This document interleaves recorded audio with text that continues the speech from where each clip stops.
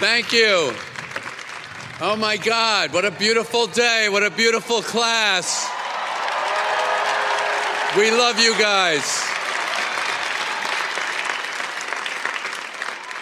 I am here today at the gracious invitation of President Price and the Duke Board of Trustees because after spending 4 years at what is considered one of the finest institutions of higher education in the world, they apparently feel that perhaps some light entertainment will get you all to the final realization, you know, I think I've really had enough of this place. Let's bring in a comedian. Let's bring the sophistication and erudition of the Duke experience down a couple notches.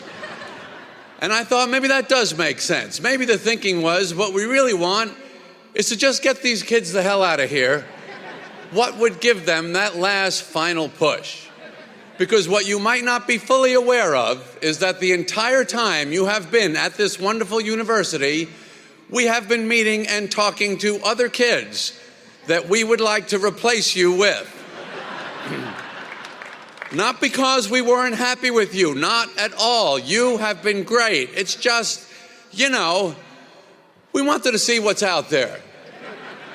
I don't want to say exactly how many kids we talked to. It's roughly this many. And we met a lot of wonderful kids, a lot. Was there a time when we were thrilled to have you come here to learn, grow, and flourish? Of course there was. That time has passed. We do offer graduate programs in a number of different disciplines if you and your parents want to stall your ultimate uselessness for a few more years. I can't imagine how sick you are of hearing about following your passion. I say, the hell with passion. Find something you can do, that would be great. If you try something and it doesn't work, that's okay too. Most things do not work. Most things are not good. You know this already from your short lives. You leave the house, you come back.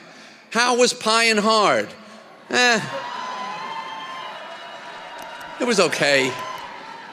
That's why everyone tries so hard to get in here. Duke actually is really good. The school is the square handicap button that opens the broadhead doors to your life. Unless it's those heavy wooden doors at the West Union, those will kill you. Let go of this idea that you have to find this one great thing that is my passion, my great passion, with your shirt torn open and your heaving pec muscles. It's embarrassing. Just be willing to do your work as hard as you can with the ability you have.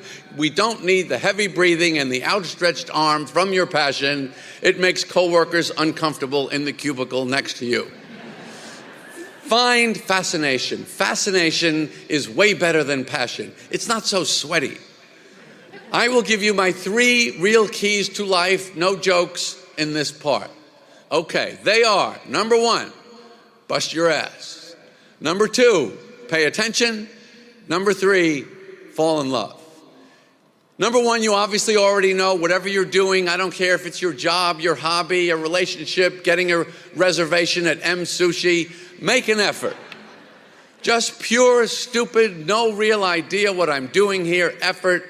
Effort always yields a positive value, even if the outcome of the effort is absolute failure of the desired result. This is a rule of life. Just swing the bat and pray is not a bad approach to a lot of things. Number 2, pay attention. If you're in a small submersible that looks like a giant kazoo and going to visit the Titanic, 7 miles down at the bottom of the ocean, and the captain of the vessel is using a Game Boy controller, pay attention to that. What are you checking out down there? Oh, I see what happened. This ship sank. Now I understand why it never made it into port. If the fish where you are have eyes like Shelley Duvall and a bendy straw with a work light hanging off their head, you do not belong there. If the fish are going, I can't see a goddamn thing, you won't either. Number 3, fall in love. It's easy to fall in love with people. I suggest falling in love with anything and everything every chance you get. Fall in love with your coffee, your sneakers, your blue zone parking space. I've had a lot of fun in life falling in love with stupid, meaningless physical objects. The object I love the most is the clear barrel Bic pen, $1.29 for a box of 10. I can fall in love with a car turn signal switch that has a nice feel to it, a pizza crust that collapses with just the right amount of pressure. I have truly spent my life focusing on the smallest things imaginable, completely oblivious to all the big issues of living. Find something where you love the good parts and don't mind the bad parts too much. The torture you're comfortable with. This is the golden path to victory in life. Work, exercise, relationships, they all have a solid component of pure torture, and they are all 1,000% worth it.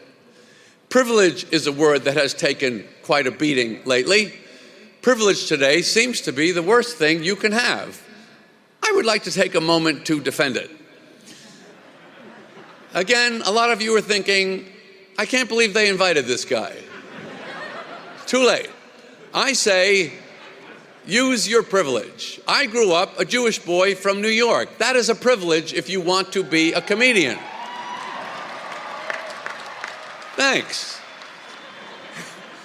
If I messed up a funny story around my relatives, they would go, that's not how you tell that joke. The prostitute has to be behind the drapes when the wife comes in. You went to Duke. That is an unbelievable privilege. I now have an honorary doctorate of humane letters degree from Duke University. And if I can figure out a way to use that, I will. I haven't figured anything out yet. I think it's pretty much as useful in real life as this outfit I'm wearing. But so what? I'll take it. My point is we're embarrassed about things we should be proud of and proud of things we should be embarrassed about. When I was writing my TV series,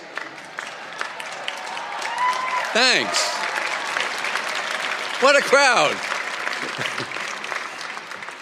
So on my staff in the 90s, we had a lot of Harvard guys. They were fantastic, but I could never understand why these guys were so embarrassed about being from Harvard. They would never talk about it. They would never mention it.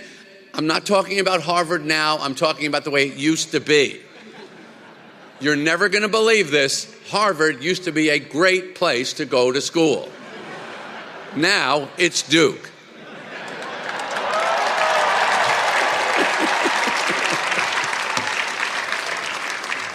You didn't fake your fabulous education. You earned it. Be proud of it. Don't just drop it on people right before you serve in pickleball.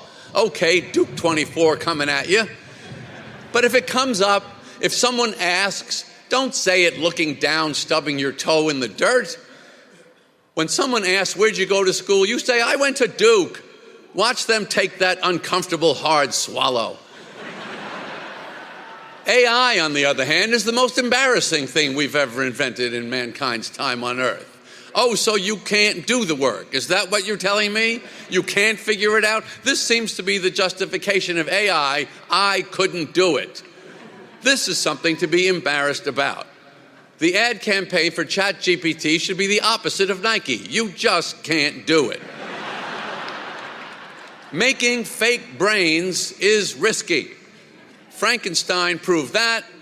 He was so dumb, he thought a monster needed a sport jacket.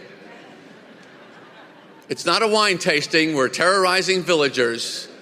No one's going to tell you, I'm sorry, Mr. Stein, it's jackets only this evening. What I like is we're smart enough to invent AI, dumb enough to need it, and still so stupid we can't figure out if we did the right thing. Making work easier, this is the problem. So obsessed with getting to the answer, completing the project, producing a result, which are all valid things, but not where the richness of the human experience lies. The only two things you ever need to pay attention to in life are work and love. Things that are self-justified in the experience, and who cares about the result? Stop rushing to what you perceive as some valuable endpoint. learn to enjoy the expenditure of energy that may or may not be on the correct path.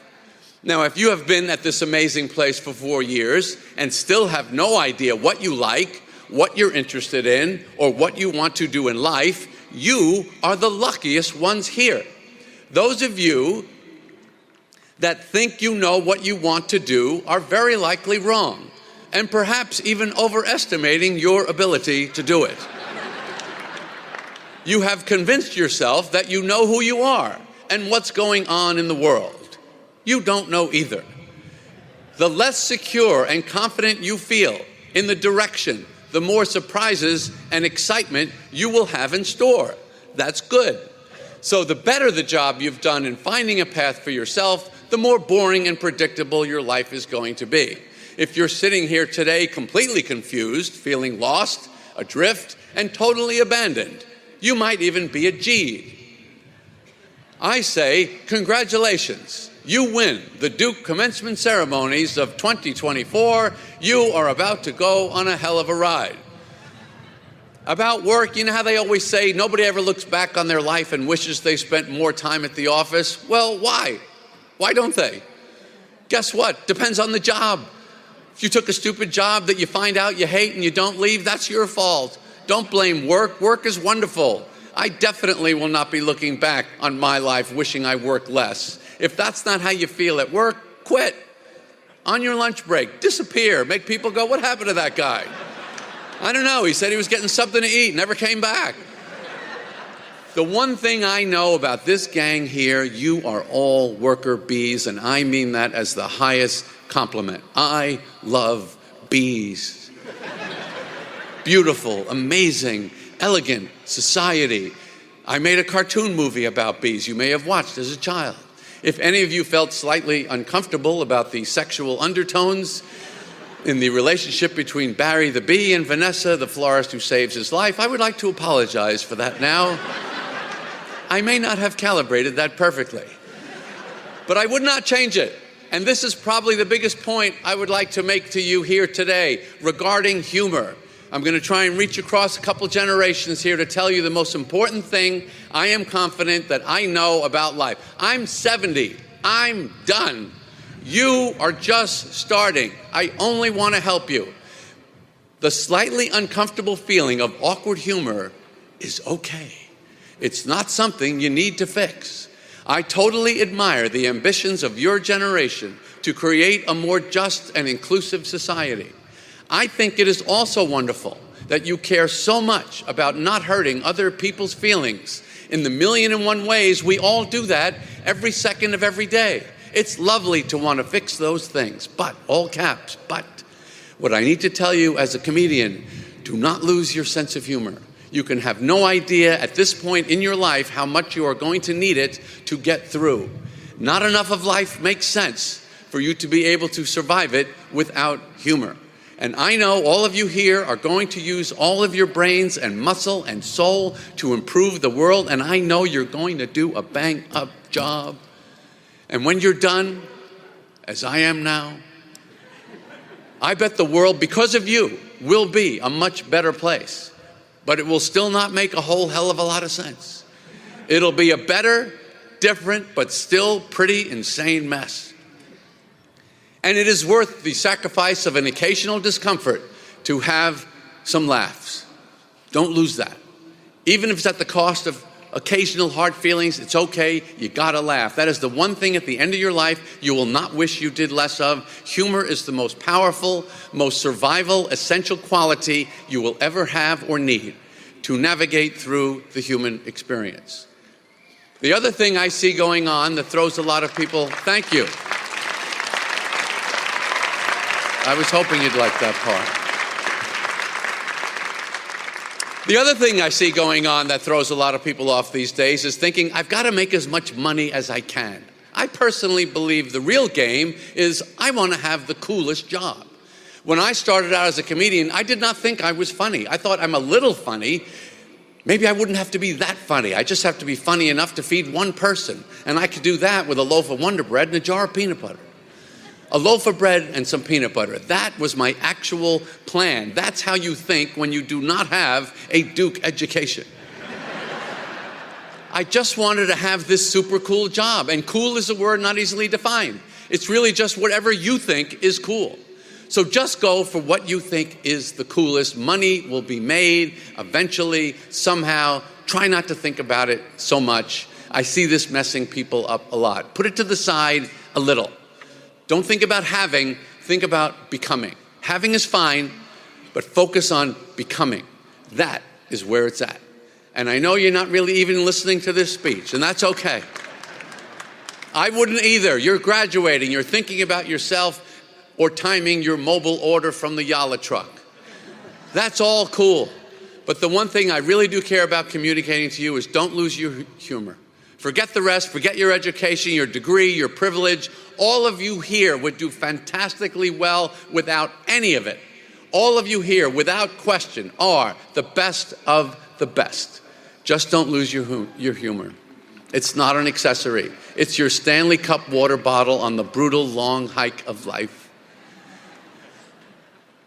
And humor is not just for the stress relief or even just the simple fun of laughing, but for the true perspective of the silliness of all humans and all existence. That's why you don't want to lose it. Try to enjoy some of the dumbness of it all. That's the best life advice I can give you. I wish you luck. I wish you love. Thanks for the phony degree and the ridiculous outfit. Go get him, Duke class of 24. Throw the hat up. Let's get out of here. Congratulations.